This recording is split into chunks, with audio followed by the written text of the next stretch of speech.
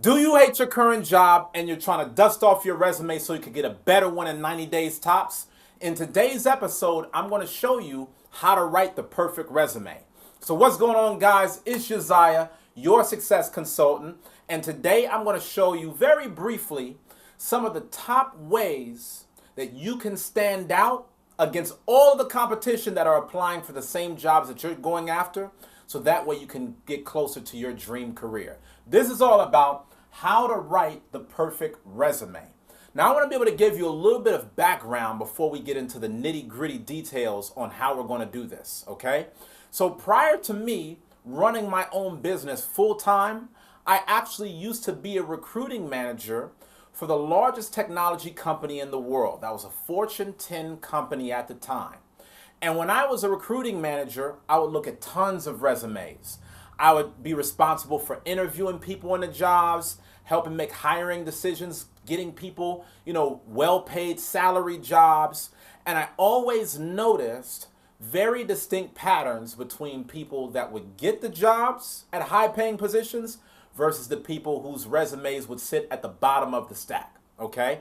If you want to be able to make good money, you've got to know how to position yourself in the marketplace. I got to say that again. If you want to make good money, you've got to know how to position yourself in the marketplace, because you could have all the skills in the world. You can be very good at what you do. You could be talented. You could be focused. You could be disciplined. But if you don't understand how the game is played as far as how you present yourself, you're going to always lose to the person that understands the soft skills about how to be able to get the right job. So today is all about how to write the perfect resume. So let's hop into it. So here's the first thing, okay? The first thing that you need to realize: there's no generic resume. I want you to get this down right now. There's no generic resume. What do I mean by that? Have you ever seen a person apply for like 10, 20 jobs, and they take the exact same resume that they use for one job and they turn it into another job and another job and another job and another job, right? It says the exact same thing. It don't matter what the role is. It don't matter what the company is. It doesn't matter what the hours are. You just have some just bland, generic, dull resume that's just like an all-purpose resume, okay? You really don't want to do that. Now, the reason why you don't want to do that is because having a perfect resume is all about doing everything that you can to stand out from the competition, okay? Most people will turn in an average resume. So you've got to be able to do something extraordinary to stand out from them. Most people will turn in a resume and they'll say, oh yeah, I'm a hardworking, loyal, dedicated person that wants to be able to get a job because I need to make money, right? Something along that sort. You want to have yours completely different. You want to have a tailor-made resume that's specific to the needs of the company to which you are applying, right? Because again, here's one thing that I want you to think about. You're applying for a job, but a person is in control of that resource, right? This goes back to one of the things that I teach in my best-selling book, The Valedictorian That Lives at Home with Mommy and Daddy. People control resources. So you may want a resource out of life, but in order to get that resource, you've got to be able to effectively persuade another person. So as you're trying to make your top impression, your best impression with a hiring manager, you don't want to just be like everybody else. You want to stand out from everybody else. One of the best ways to be able to do that on a resume is to put the name of the company along with the job title to which you're applying in the objective statement of the resume, right? Think about that. When your recruiter looks at that resume, and here's another point that you want to take down on why this is important. The average recruiter doesn't look at any resume longer than 30 seconds, okay? So you want to think about your resume as a 30-second pitch. And we'll talk a little bit more about that in a second. I would actually wager to say this has probably gone down over the years. I wouldn't be surprised if right now it was 10 or 15. Seeing that the average person's attention span in the Snapchat era is 6 seconds. Okay? Anyway, the reason why you need to be able to have a tailor-made resume is because when your recruiter or the hiring manager looks at your specific resume, you might be the 50th resume out of a stack of 100 resumes that a person has looked at. So one of the first ways that you can distinguish yourself is to be able to have the name of the company and the title on the objective statement of the resume, so that way they know you're talking to them, right? If you make a statement and it just comes across as a general statement, people won't feel impacted as much. If you make a statement and you say a person's specific name, that comes across more direct. It gets the person's attention a lot more than just speaking generically. And when you do that by putting the company name and the company title on the resume, it's like you're saying your recruiter's name. It's like you're saying the name of the company, and therefore they're going to pay more attention to you. Okay? So as we move on now to this 30-second pitch, and like I said, I really think it's honestly more so 10 to 15 seconds now. You've got to be able to understand that you can't be just giving people this long-ass resume. You can't be, resume is 2 pages, 3 pages. Should I put a cover letter? Should I not? Me, myself, personally, I don't believe in putting cover letters on resumes unless you are explicitly asked to do so. And the reason why I don't is for the very reason that I just stated. The average recruiting manager only will look at your resume for anywhere between 10 to 30 seconds, okay? So as you have such a limited time to make a very important impression, you don't want to be sitting up having them have to switch from one page to another page to another page to another page to get the point across. They should be able to understand if you're the right or wrong person just by looking at the top of your resume. So your positioning is very, very, very important. I've seen a lot of people, especially recent college grads, put their education at the top of a resume. That's something that I would not suggest to do. And the reason why I would not suggest to have your education at the top of a resume is that people don't actually care about your schooling that much. Schooling is just indicative of the fact that you went through some type of formalized training that was a rites of passage to be able to teach you a skill set on a real job, right? Nobody is going to hire you in a company and then they're going to be asking you, 1 or 2 years after the fact, oh yeah, well, what school did you go to? That's going to determine whether or not you get the right promotion or the right assignment. Nobody asks that in a professional workplace. When you're at a job, everybody wants to know, are you competent enough to get the job done or not? That's the only thing that matters, okay? So on my personal resumes, my education is actually the last thing that's mentioned right at the bottom of a resume, just to check the box, okay? So here's a couple things that you want to be able to have in mind, given the fact that you have a 30-second pitch, okay? You want to be able to have a very important objective or summary statement listed, right? Objective or summary statement listed. Let me tell you the difference between both. An objective statement outlines your objective in working for the company. Most people totally mess this up because they make it all about them, right? I am wanting to work at such and such company so that I can get a great opportunity. I want to work at such and such job because I want to make such and such money or develop such and such skill. Get out of the habit of making things all about you. This is just a general principle in business. If you want to be successful in any facet of business, on any professional level, whether you're working at a 9-to-5 job or you're being a business owner, you want to focus on giving more value to the other person, okay? Because you're going to get it in return. So as you're making your objective statement, you want to focus on how much value you can give to them rather than how much value they can give to you.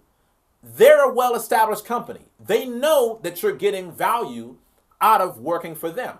If you didn't feel like you were going to get value, you wouldn't have applied. And, that's part of the different self-evident things that people shouldn't write on a resume, right along with saying on a resume, you're just a hardworking person, right? Everybody puts that on a resume, and I'll never figure out why, because the whole point of you working at a job is to work hard. So nobody's impressed when you put hard working on a resume because they're already presupposing as a manager that you're applying somewhere in order to work. If you really want to be able to have a standout resume, the point that I'm getting at is start taking away some of the fluffed up BS. You're on this channel, Black Men's Career, and one of the first things that you got to understand as a black man is that if you want to be successful in life, you better come 10 times stronger than everybody else. You better have your stuff on point 10 times harder than everybody else. And if you keep putting all these little fluffed up BS vanilla statements that you see everybody else putting, you're not going to get results, man, because you got to be a standout performer. So going back here, when it comes to the objective statement, as I said before, not only are we going to list the name of the company along with the job title in the objective statement, we're going to have a clearly defined statement, promise statement, about the value that we're going to contribute to that company in that respective role, okay? So this is when you're going to give a 1 to 2 sentence description, tops, 1 to 2 sentences tops, about the value that you're going to contribute based upon your current set of skills, okay? I know some of you guys might be saying, well, Josiah, I'm applying to a job and I've never worked this type of job before. What should I do? There's still a way for you to be able to contribute and deliver value. Think about your current skill set and how that skill set is going to be valuable in that position, and you're going to write it in your objective statement. Okay. And also, just so you guys know, I'm going to put this in the description so you can see it in the description link. I'm going to put a link to me being able to give you a formula on how to be able to get a better job in 90 days tops. Is going to outline everything that you need to know from top to bottom, all written down. All right. So make sure that you take advantage of that as you're watching this video. Okay. So you have the objective statement. The summary statement is basically all of your accomplishments over the years that makes you a really good candidate for the position. What's the difference between an objective statement and a summary statement? In an objective statement, you want to be able to use an objective statement if you don't already have a lot of years of experience in that position and you're trying to get your foot in the door. Maybe it's a fairly new role, right? Maybe it's a relatively new position or a new career path that you're stepping upon. This is when an objective statement matters the most, okay? You don't have all of these awards and years of decorated accomplishments to be able to brag about, so that's why you wouldn't summarize achievements that you don't have. That's when you kick in the objective statement. If you've been working in an industry, maybe for 5 years or more, this is when that summary statement will really hit home. Because to separate you from everybody else that's just applying for a job that might not even have an established background and they're going to put their objective, you're going to show why you're seasoned enough to take on that job. Okay? So I'm going to tell you about some other basic things. Like I said, I've got a link in the description that's going to give you a lot of good detail, and you're going to be able to print it out. You'll be able to have it with you wherever you go, so you can just kind of walk through that. Some of the other things that I would tell you regarding your resume, just let's go over some basics, right? One of my mentors will call this very deep basics, without trying to see all of the just high-end hacks and all of the just real stuff that's just going to make somebody's eyeballs pop out when they look at your resume. You need to make sure you have the deep basics down, okay? Here's one deep basic. One is make sure that you have a formal contact on your resume, okay? You have a formal contact listing on your resume. What does that mean? I've seen so many resumes that will have a person's name on it, but then when you look at their email address, it'll be like, Tony Williams, hotboy1@gmail.com, right? If somebody's trying to hire you in a corporate position, don't nobody care about you being a hot boy. Don't nobody care about you. Nobody's gonna want to read, your resume, and your name is Cassandra Thomas, but your email address says princessgirl99@yahoo.com. Nobody wants to see that. They want to see, are you professional? Are you somebody that deserves to be put in this position? Am I hiring into my company a trained professional, or am I hiring on a really kid-like amateur? That email alone is going to kind of sway you in one direction or another. This is the only email that you want to have on a resume, okay? First name, last name at emailprovider.com. That's all you need to be able to have. So if your name is John Doe, john.doe@gmail.com, okay? Let's say that John.Doe is taken. John_Doe@gmail.com, okay? Let's say John_Doe is taken. John_ your middle initial _Doe@gmail.com. Whole case in point, you're keeping it professional. You're not blurring the lines. This is very important. I want you to understand that your resume is your very first impression of your professional skill set before you step into the labor market. So if you put anything on there that represents, just kind of a lack of professional training, you're going to screen yourself out of the position, okay? Let's talk about some other things that are going to be really important before we wind this down. So we've talked about the objective statement and whether you should have an objective or summary. We've talked about the fact that you should only have a one-page resume at best, because the average recruiter only looks at it from 10 to 15 seconds tops. 30 on the high end in 2018, okay? Now what you want to think about is, okay, what's going to come below that objective statement or that summary statement? What are some of the next points that you should be putting, okay? So some of the next things that I would be putting if I was in your shoes, I would be choosing selected achievements. Now, why is this important, okay? Selected achievements is important because you need to be able to have an anchor on what are some of the best high quality things that you've ever done in a professional capacity. Take some time to think about it. Even if you feel like the answer is not that apparent to you, take some time to think about some awards that you've won. Take some time to think about, you might have been Employee of the Month somewhere. You might have had a really good reference by somebody else that was really, accomplished in their career. You need to be able to bring the best of the best out of the hat.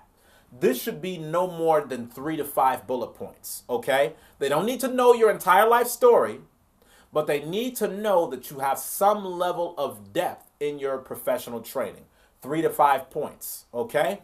Next thing, speak in terms of your skill set, okay? Speak in terms of your skill set. Now, when you speak in terms of your skill set, most people, they say, oh, well, you know what? Loyal, dedicated.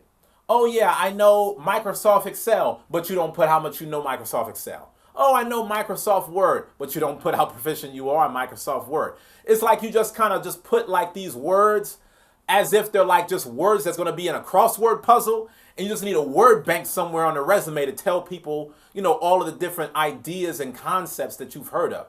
Don't put that on your skill set. When it comes to your skill set, take the top 3 to 5 skill sets that you have and document it on your resume with very tangible outcomes that comes from your skill set. So I'll give you a prime example. Let's say that you are someone that knows how to be able to manage a team, okay? So you might put the skill set of management on a resume. You don't want to just put management on a resume. You want to put management, okay? Typically accustomed to leading a team of 5 people. Okay, I'm going to show you what that would look like, just to give you an example. So typically the average person, when asked about their skills, they would just put management and leave it at that. Here's the problem with doing so. This does not denote how experienced you are in the field of management. What are you good in managing? Yourself? Are you good at managing a system, a process?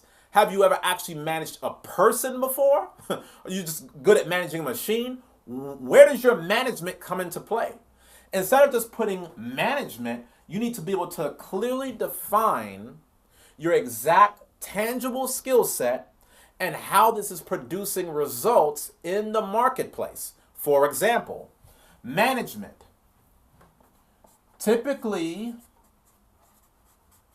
accustomed, you got to put certain words in there to make yourself sound good on paper. Got to play that good boy route sometimes. Typically accustomed to leading a team of 5 to 10 people.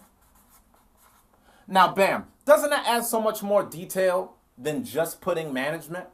Before, when a recruiter would have to guess about how good you were in management, now you're clearly spelling it out. And guess what? That's going to make you distinguished from everybody else that's just putting a bunch of vague BS, and the person that's the employer doesn't want to bet on vague BS. An employer wants to bet on the person that they know without a shadow of a doubt has a really good opportunity and chance of giving value to them. Okay? So that's what you want to be able to do with 3 to 5 quality skill sets. Write the skill set here. It could just be one word, 1 or 2 words. And then after that, you're going to provide a short 1-sentence description of how you've actually exercised this skill at a job. Okay? So here's one of the last things that I'm going to tell you about when it comes to your resume. Because, we could talk about your work experience and how to set that up, but you'll have the file that I'm presenting to you to be able to give you kind of some more details on that. The last thing that I'm going to tell you about in designing your perfect resume in this video is you want to focus on language in your resume, okay? If you haven't gotten the picture by now, I'm really critical about what you should put on a resume and what you should not, because there's certain buzzwords that stick out to an employer. Like I said, there's certain words that you can put on a resume that will basically say, I'm an amateur, I don't really know how to write a resume, I shouldn't be getting paid that much, right? There's certain type of resumes, when you look at it, you could see, okay, this is a minimum wage resume right here. Doesn't mean that you're bad as a person, but it just puts you in a certain box, okay? And then there's resumes that when you turn this resume in, people will look at it and say, damn, this isn't like your everyday resume. This must not be your everyday person. This is somebody I need to call on the phone for an interview. This is a person that I need on my organization right now. In fact, I've had some clients that I've worked with in the past that have told me things like when they submitted a resume after they were working with me, they actually had a recruiter call them for an interview the very next day after the night that they submitted that resume to them online. I've had clients tell them that they've submitted a resume and their employers would stay up until 1, 2 a.m. in the middle of the night eyeballing their resume, just being fascinated at how they brought things to the table. This becomes your number 1 professional business card to put into the hands of somebody else. And you got to really get this down, because as life is becoming more and more competitive on a business front, there's actually going to become more innovative ways for people to actually go about marketing themselves to be able to get a job, right? So some people are not just going to have a paper resume, right, on a real nice, beige type of paper, not just your typical regular computer paper. Some people are not only going to have a real nice resume on paper, some people are going to have their resume be their website. Some people are going to have their resume be a video. So you got to really get this down now before technology continues to evolve and you actually miss the shift. I'm trying to give you the basics now so you can get with the shift and be able to have some good job security for yourself. Okay? So focus on language. How do you focus on language properly in a resume? When you focus on language properly in a resume, you're focusing on these following factors. Okay? You're focusing on the amount of money that you help make the company in a position. You're focusing on the amount of money that you help save the company in a position. You're focusing on time, and you're focusing on optimization. Okay? So just to briefly highlight these things. You know how if you look at a resume, a lot of times people will put under their work experience like just something that they did in really broad terms, like, you know, maybe you were a retail manager at a store and you just said, yeah, you know, sold shirts to men at the job. It doesn't actually give any detail about how good you were at doing that. Instead of just telling me you sold shirts to people, tell me about how much money you made the company, maybe per week, in the volume of shirts that you sold. What if you were an excellent salesperson and you were so good at selling that you were the top seller in the organization? That's something that I could know on a resume, and that would actually make me more inclined to want to hire you in my company, right? So I want to know about how much money did you help make the company? Because isn't that the whole point of why you're being hired on for a job in the first place? Is because they believe that you can make them more money than the amount that they have to pay for you as a resource, right? So if you apply for a $50,000 job, that means that you're giving enough value to where you can give that company in turn $100,000 in value in exchange for them giving you a $50,000 salary, right? So you got to think about, okay, how much money did you make the company? Tell me about how much money you saved the company. Maybe you came up with a new formula, a new process, a new system that actually stopped, you know, the company from having such a high overhead. Maybe you found a more efficient way of doing things. Why not put that in a bullet point on your resume? You could say, you know what, I did this process, which in turn saved the company X amount of thousands of dollars, right? When I worked in corporate America, I just put it out there. When I worked on projects, there was one project that I worked on that had a $15 million increase to the organization. You can best believe I put that on my resume, because if I'm giving somebody $15 million worth of value and I'm putting that in my professional portfolio, yeah, that means I'm not just asking for no little peanut cash. That means that you got to be properly paying me. And some of you guys have these skills in your back pocket, but you're just not languaging it on the resume. So how will somebody ever know how to pay you what you're worth? A lot of you guys right now, you know, you're working at a job and you're not making the money that you should make. And you could go out in the job market right now with the same skills that you got and make twice as much money just by languaging yourself properly. This is so important. And I've done this with multiple clients. I've had multiple clients that I've worked with that didn't have to go back to school. They didn't have to get another certification. They didn't have to get any more additional skills training.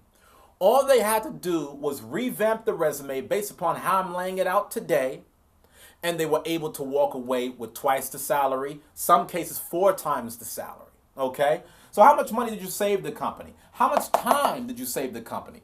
Think about the essence of business, right? Better, smarter, faster. How are you making it faster, right? How are you making this faster? How are you improving their process? Maybe there's something that you did. You got something done faster than the average person in the organization. When everybody else, let's say you're a receptionist, maybe everybody else is only able to answer 5 calls in an hour, and you can answer 10 effectively. That helps you stand out from the crowd. Think about your time. How are you improving the time of the company? Language that in the bullet points of your resume. Last but not least, your optimization. Optimization. Maybe you have improved a process that you are working on. Okay, so again, Let's say that you're an engineer and there's some process that could be broken in an organization, or maybe it's just not as good as it could possibly be. And maybe you launched something new, a new system into the company, and now, you're able to have a 30% faster efficiency in the company, 50% faster output, better output within the company. What was the percentage change on how things actually improved? Okay? So these are really the primary fundamentals that you need to be able to have when it comes to building your perfect resume. Just to be able to recap this in short, what you want to be able to do is you want to be able to have a very tailor-made resume for each position and each company that you apply for. You want to be able to write your resume in a way that is very concise and to the point, so that way somebody can know the value that you deliver to them within 15 seconds tops. You want to be able to make sure that you don't do anything that's going to scream, "I'm an amateur" on the resume. That's the reason why it's going to be very important for you to have the right contact listing in place, as well as the right language that you're using to select your accomplishments. You're not going to put your education on the top of the resume. You're not going to put your community service on the top of a resume, right? Instead, you're going to put those things more towards the bottom, and you're going to focus the top of the resume on your selected achievements, your skill set, and your work experience. And when you write these things, you're not just going to write it any type of a way. You're going to write it under the basis of how you actually produced value in the marketplace, how you actually made the company money, how you actually saved the company money, how you actually improved the time on improving a process, and how you made the company more efficient and more optimized by the day. You don't have to have all of these different 4 factors for every bullet point. Just choose one. As long as you're able to communicate that you're a valuable person, you're going to watch more value be given to you in terms of the quality of the job that you get, how much money you make, the hours that you get in terms of your schedule, and an overall improvement in your quality of life. All right? So I really hope that you got a lot of value from this video. Make sure that you subscribe. It's so important for you to get this down, especially as a black man in America. Why? Because statistics show that it is harder for a black man with a college degree and no criminal background to get a job at a major corporation than it is for somebody of a different culture with no college degree and a criminal record to be able to get a job. You've got to be 10 times harder. You got to be 10 times stronger, man. You got to be on point. And I can guarantee you, from having worked with so many clients over the years, having been a recruiting manager for a really, really top organization, this is going to help you stand out tremendously over everybody else that's just playing at average. All right? So make sure you apply this video, be your brother's keeper, and share this with a friend. Maybe you got brothers that need jobs. We got to be able to improve the employment rate in our community. Not everybody is an entrepreneur. Not everybody's an entrepreneur. So for those that need some money today, working at a really good job, get down this lesson. Don't forget to subscribe, share this video with a friend, and I'll see you guys on the next one. Take care.